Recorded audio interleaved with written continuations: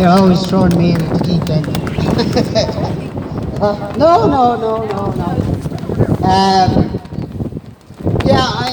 It seems that I missed the fun yesterday, and I'm quite disappointed in that. But somebody tells me there's some of our Bolshevik friends are on the way, so perhaps it'll get interesting later on. But yesterday was the Rainbow People, and they're very confusing. It used to be about gay rights, and then gays became all kinds of letters. The ones that confuse me the most, of course, is the ones who are demanding their rights under the letter Q, which is questioning. So basically what they're saying is they're denied their civil rights on the basis that they don't know what they want. Now, that to me is rather confusing. The second letter that doesn't make any sense to me is A, which is supposed to stand for asexual, which means that they're not really interested at all. Now, I don't know how your civil rights can be denied to you when you're not even interested in them yourself, but apparently the LGBTQARTCLMAWPRUC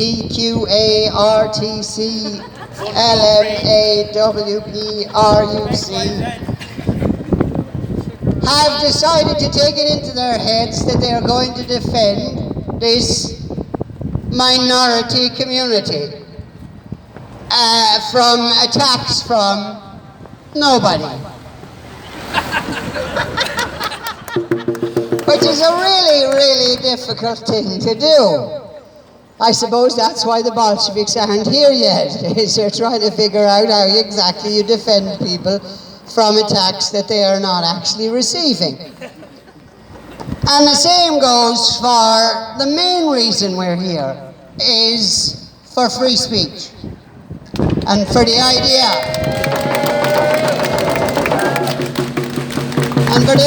on its most simple level, that the Irish people have a right to speak in their own country, and they have a right to use whatever platforms are presented in this country as free speech platforms, as corporations that provide free speech platforms.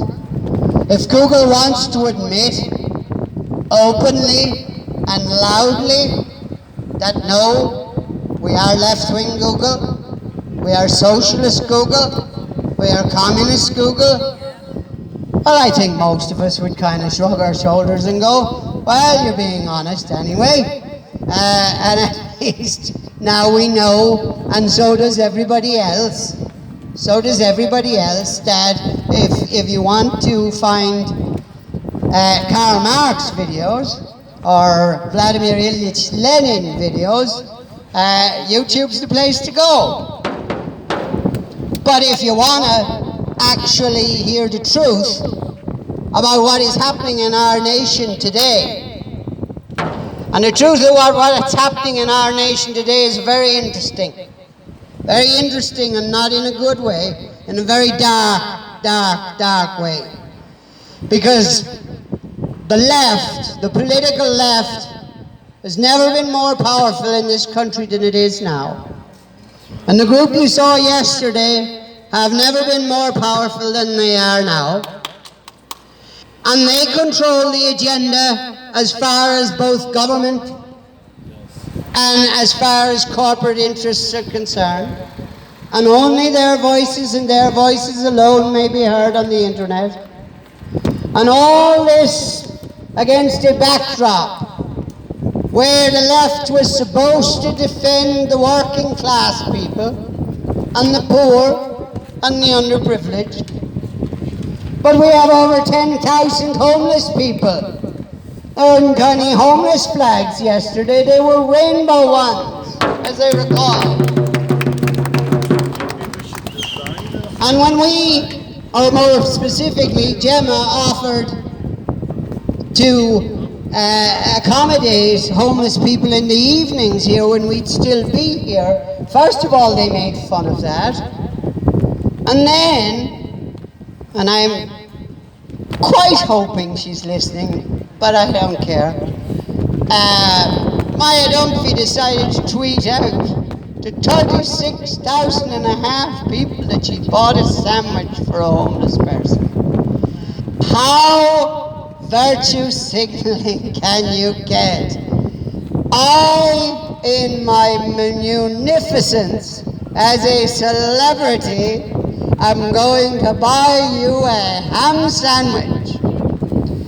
And not only am I going to do that, but I'm going to humiliate you by ensuring that 36,500 people get to hear about you how you couldn't afford your own ham sandwich. We need, in this country, a government. And it apparently will be a right-wing government that will take the homeless off the streets and put them back into houses. That will take young families off waiting lists. That will allow young families to be formed in the first place. That will give them back jobs. That will give them back hope. That will give them back a future. Leo Varadkar says that, oh, we need the high-tech industries like Google.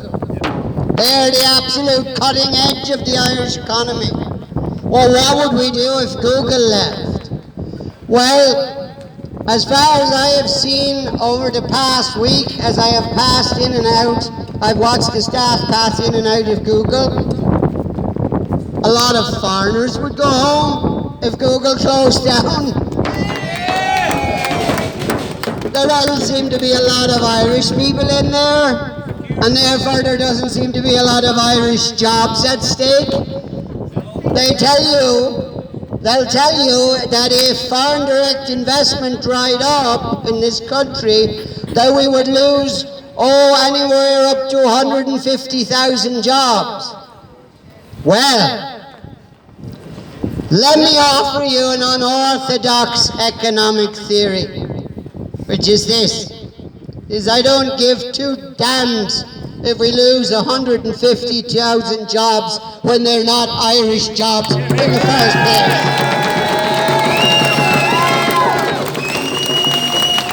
And when those 150,000 jobs are provided to foreigners on terms which in reality means that these multinational corporations pay absolutely no tax in our country, then I will also offer the unorthodox theory that perhaps if you come into this country and make a profit in this country, that we are entitled at least to a fair share of the tax on those profits. But the Bolsheviks, who may be here later on, have a different view of that. They come to defend corporate America. That's what it's come to. The Marxists, Leninists, the Stalinists, the Trotskyites, all of them have come to defend corporate America, faceless corporate America, to defend profit before people, despite their own sloganeering. And they march in the streets, not on behalf of the Irish people, but on behalf of any people anywhere else in the world.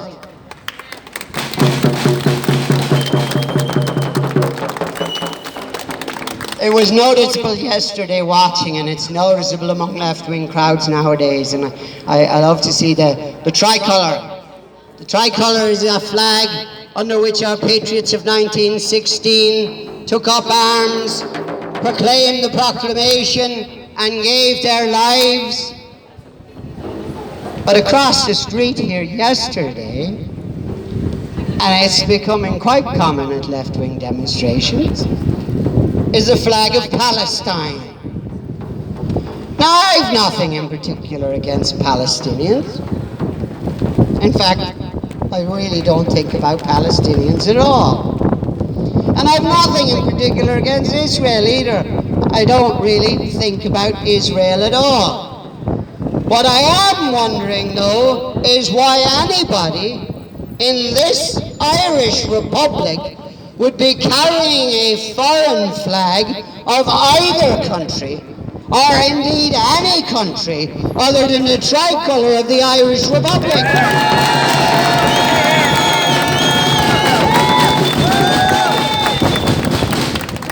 Because the promises made, and they were promises meant, and they were promises paid for in blood and sacrifice. The promises made in the 1916 proclamation of the Republic have not been fulfilled. They have not been fulfilled by Fine Gael. Although in fairness to Fine Gael, they never pretended that they were going to. They were the Free State Party from the beginning. Let me offer you another unorthodox view. Those Fine Gael bastards shot Michael Collins in Barrow.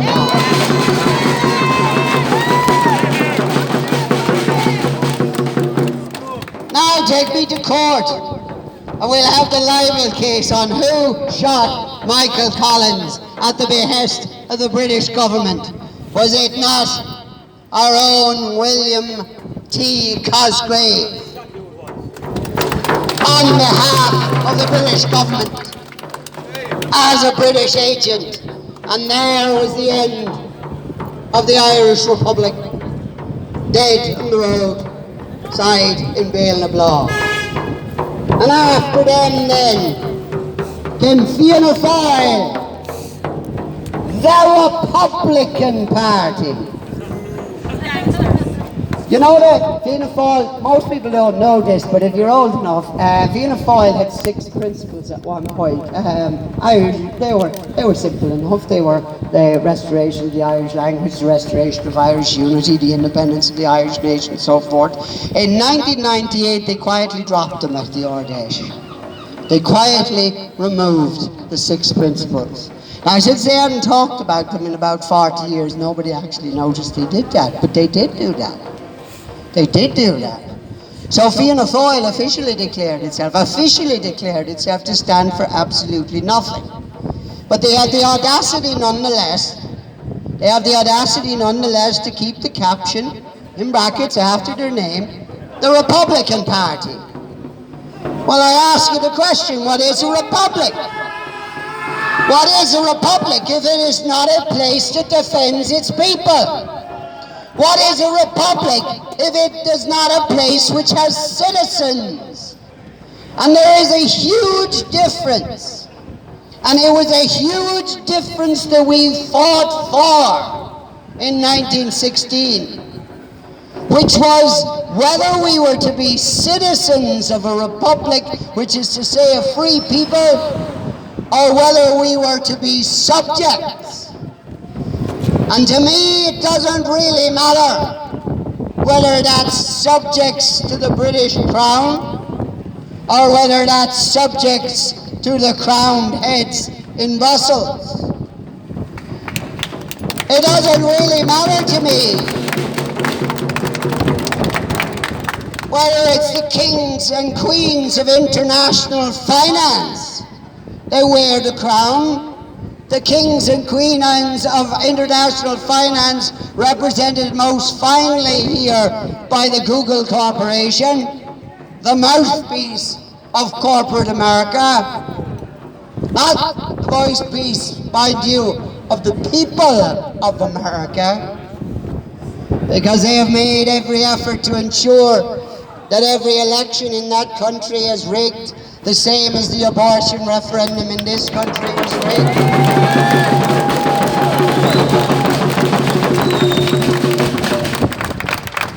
And I don't delude myself when I say that. I don't delude myself that there aren't many people in this country who did vote for legalized abortion.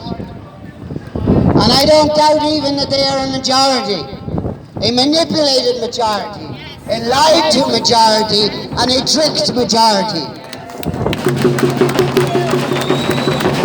But here's the thing, because some people say to me, in particular as a leader of the national parties, why not focus only on mass immigration? And I get their point to this extent, that there's no coming back from mass immigration. Demographics is destiny. When the Irish people become a minority in their own country, then there is no point anymore in talking about an Irish Republic.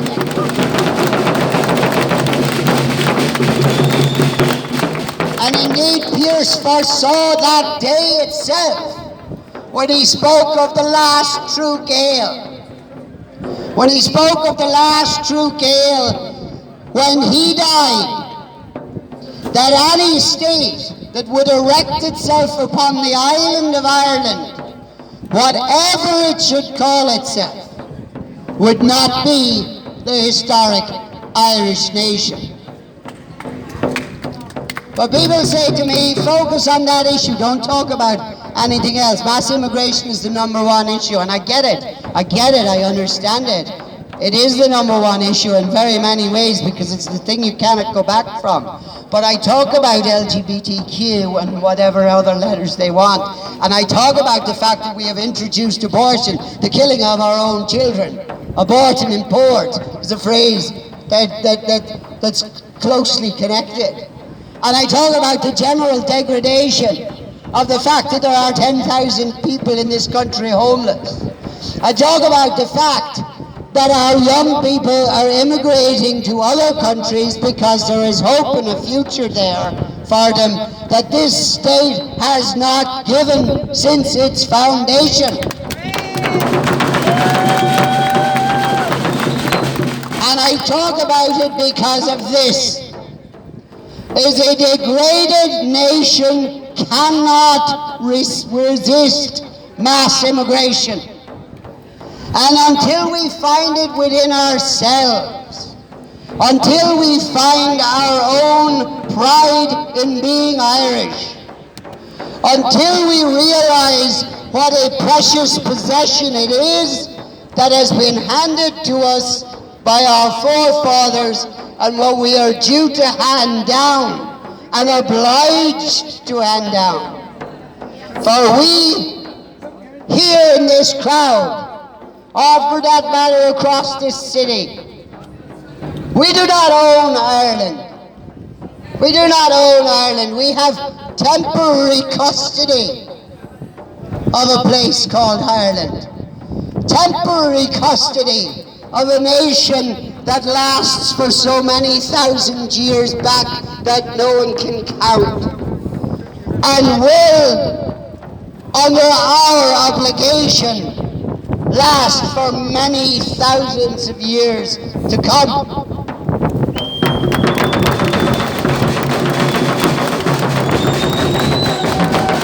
But in that sense, we have a huge responsibility, because we are a passing generation. Every generation is a passing generation. And every generation thus is only a custodian of that tradition.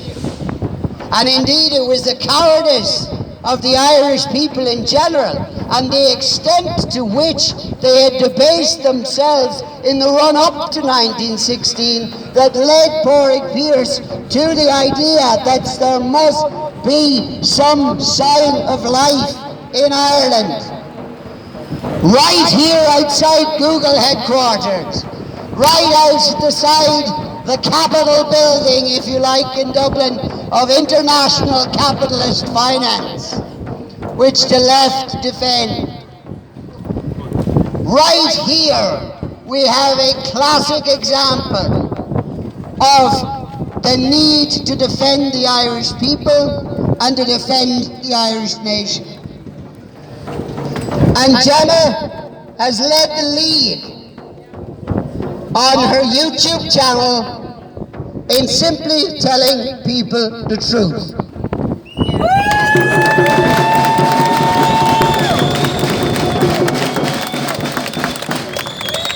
Because as she has said herself so very many times and so very correctly, if the Irish people want to commit mass suicide, and in particular, again, I return to the question of the left, they seem to have a suicide, a murder-suicide pact going on.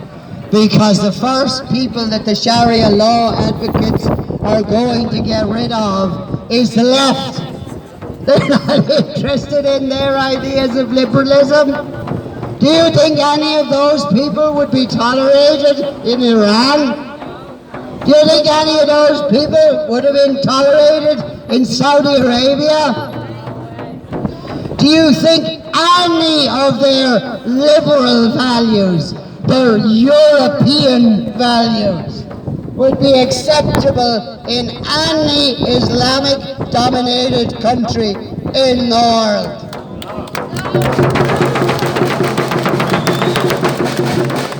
If we do not stand up, if we do not make our voices heard, if we do not find platforms from which to have our voices heard, then the Irish nation of this generation will go out in the same indignity.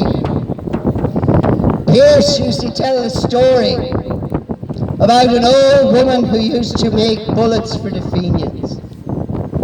And she used to pass Dublin Castle, and there was a British soldier standing sentry at one side, and there was a British soldier standing sentry at the other side. And she was a very elderly woman at this stage, as you might imagine. This is the early 1900s, and she was making bullets for the Fenian Rebellion, so you can figure out her age from that. And she used to go to Mass every morning, and she used to stop at the first British sentry. And she used to tell him, "It's time for you to go home." And then she'd stop at the second British sentry, and she'd say, "It's time for you to go home." And on her way back from Mass, she would stop at the first British sentry and tell him, "It's time for you to go home." And she'd stop at the second sentry and tell him, "It's time for you to go home." Now, as Pierce pointed out, to a lot of people, her actions may have seemed a little ridiculous, a little absurd and a little pointless, only to be laughed at. But he said is the real people who should be laughed at are the young men and women of Ireland who pass by those two British soldiers every morning with their heads down and say nothing.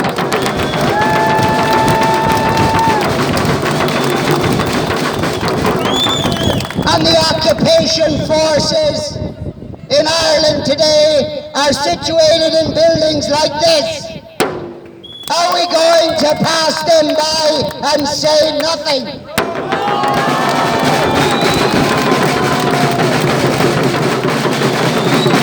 They will tell us there's no point.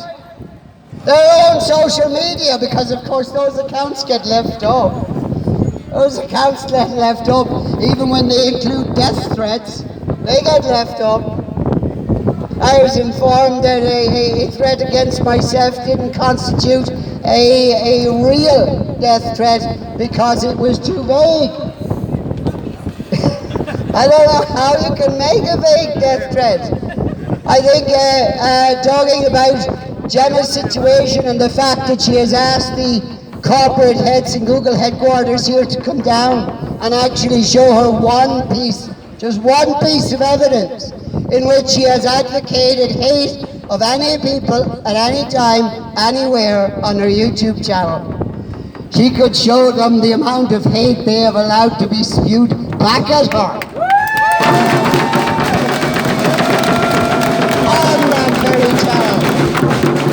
On that very channel that has not been taken down. So we have an option here. We have a beginning here as to whether we are going to say to ourselves, Ireland has a future, And Ireland will not be an occupied country by corporate Google, corporate Twitter, or corporate anybody. That we will no longer allow our government to crawl on its hands and knees to Brussels and beg. Leo Varadkar in the last couple of days has said Boris Johnson is being unrealistic. I don't know if Boris Johnson is being unrealistic or not. I really don't know. I don't know the state of the British economy in any great detail. I don't know the state of the British economy in any great detail. But I do know the state of the Irish economy in great detail. We are 255 billion in debt. House prices are through the roof, exactly as they were in 2008. Ordinary people cannot afford to buy homes to live in. We have created the same crisis as we had in 2008, and we're going to repeat it again. On October the 31st, we have this Brexit, which is going to be a no-deal Brexit, because Leo's decided he's not for negotiating, he's for sticking with his pals. Jean-Claude Juncker's still there. I don't know how. It's pickled, I suppose, is his preservative. Pickled is his preservative. But he's staying there for a little while longer till Ursula von der Leyen takes over. And she will pursue the same policy of telling the Irish government what to do. We had a very simple opportunity when the British voted for Brexit, as we could have negotiated a bilateral trade agreement with them to take care of Ireland's interests. We did not have a government that had the guts to do that. We did not have a government that had the guts to do that.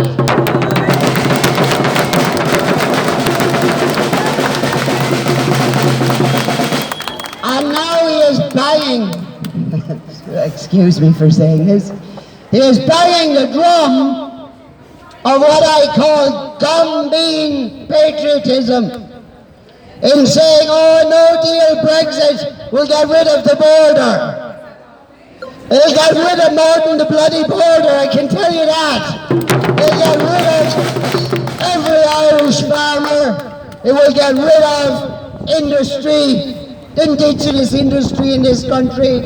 It will get rid of manufacturing industry, and it will leave us with these FDI companies who don't hire Irish people and don't pay Irish taxes, as an empty, hollow shell of an economy. And that's the recovery we're supposed to keep going. October the 31st rather, is very, very soon. And the Taoiseach has no plan except to beat the drum of this gum-bean nationalism, which uses anti-British sentiment, which is dated and dangerous for us in this current climate. And he is using it to drum up support for what is European Union nationalism. And time again I'll say it, is we, the Irish people, we're European by geography. We are Irish by the grace of God.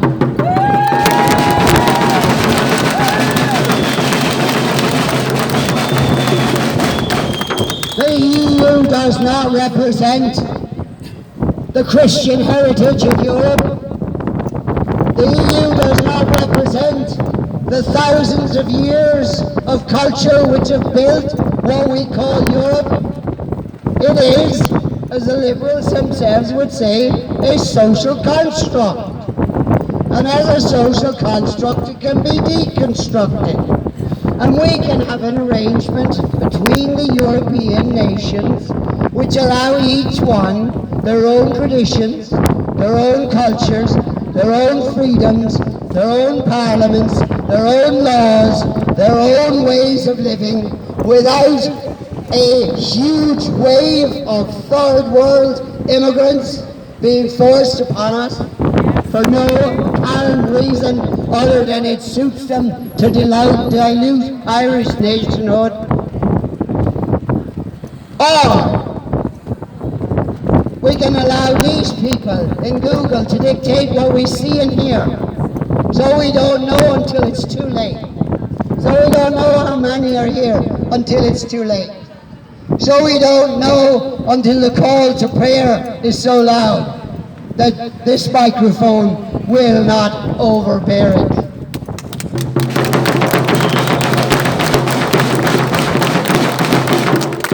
And I think we all have to commend, and I will finish on this, at least for now. We all have to commend Gemma O'Doherty in particular.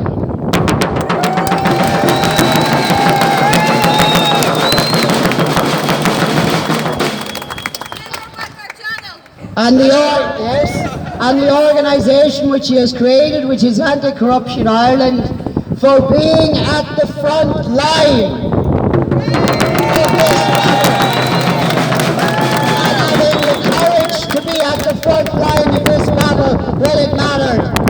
Napoleon used to say, and some people ask me in the National Party, what am I doing here? Why am I here? Well, you can ask me here today again.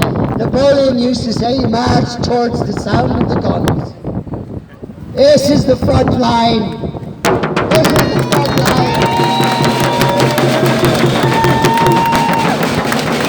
All the way from Longford, all the way from Limerick, all the way from Cork, all the way from Tipperary, all the way from Donegal, we can hear the sound of the gunfire.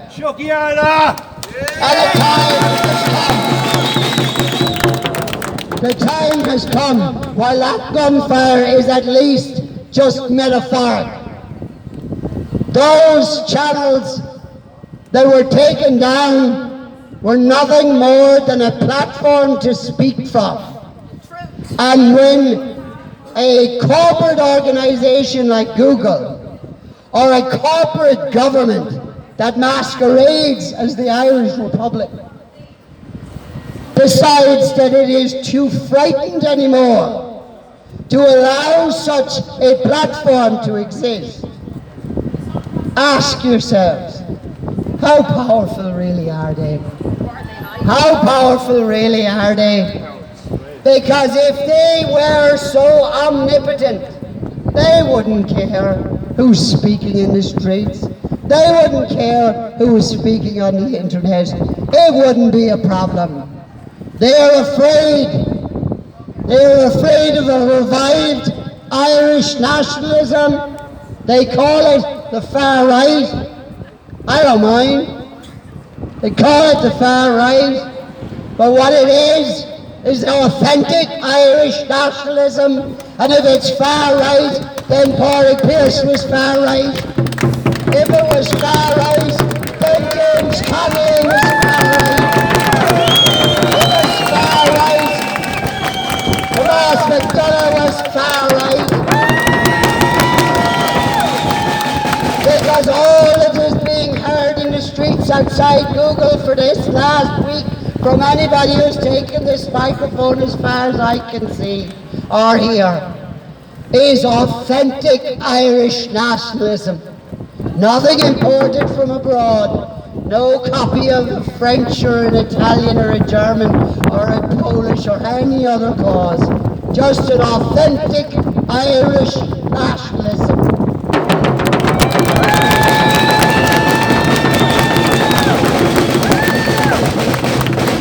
Which is as old as the rocks themselves. And we shall stand. And we are unafraid to say it is time for Google to come to their senses, restore free speech, or else it's time for them to go home.